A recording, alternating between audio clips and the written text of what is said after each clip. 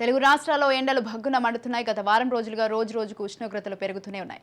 ఉదయం 11 గంటలు దాటితే రోడ్లపైకి జనాలు రావడం తగ్గింది. అయితే రానున్న 3 రోజుల్లో ఉష్ణోగ్రతలు మరింత పెరిగే అవకాశం ఉన్నట్లు తాజాగా వాతావరణ శాఖ హెచ్చరించింది.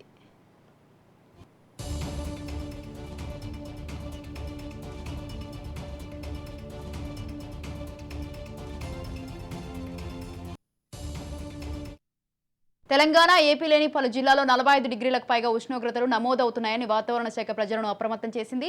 రానున్న 3 రోజులు వడగాలులు వీచే అవకాశం ఉందని వాతావరణ శాఖ హెచ్చరికలు జారీ చేసింది.